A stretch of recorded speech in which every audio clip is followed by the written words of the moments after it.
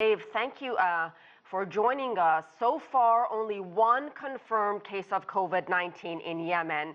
But if, in fact, there is going to be any kind of large-scale outbreak, talk about what it would mean for the humanitarian situation already near a breaking point, from a healthcare system barely functioning, a shortage of water, inadequate sanitation. I mean, it seems like a recipe for disaster. Well, I think you're absolutely right. It will be a recipe for disaster. Let me begin, though, by noting that one case of COVID in Yemen seems not plausible, not really realistic, right? I think the bigger challenge is that the data and the information and the kind of engagement with the international community in Yemen is simply not there to actually track what the caseload looks like. And so I'd be highly doubtful that this is the first case of COVID in Yemen right now. But it is true that COVID will rip through Yemen in a way that will be completely devastating. What about the population? We're hearing 80% are in need of some kind of humanitarian assistance. Even before this crisis, almost 10 million are considered one step away from famine. So, Dave, what kind of assistance is this population getting? Is the aid from the World Food Program actually reaching those who need it the most?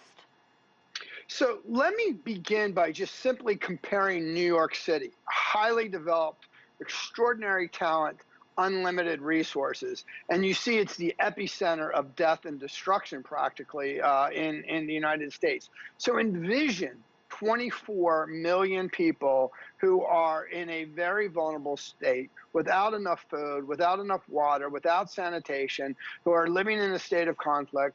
And the ability to respond, both to test and to respond to COVID, is practically non-existent in Yemen. And one other quick point, I mean, the Houthis have essentially rejected the Saudis' offer of the ceasefire, and 80% of the population is in Houthi-controlled territories. So they will, in fact, be responsible for the outcomes here on the population in their controlled areas. Well, let me move on to that ceasefire deal. It's supposed to be a 2-week agreement.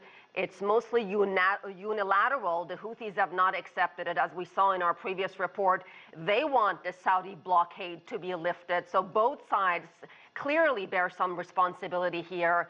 How can we make sure this temporary ceasefire doesn't go in the same direction as the other ones, falling apart?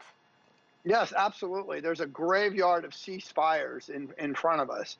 The fact is the Saudis do bear responsibility in large part for the suffering in Yemen, but so do the Houthis. I mean, they are in control of 80% of the territory. So if the Saudis institute a unilateral ceasefire, it's incumbent upon the Houthis to decide what they want to do. They can continue to fight. It's within their control to either continue to fight or to take a pause and respond to COVID. But at the end of the day, they will bear responsibility for the outcome of COVID on the population within their control.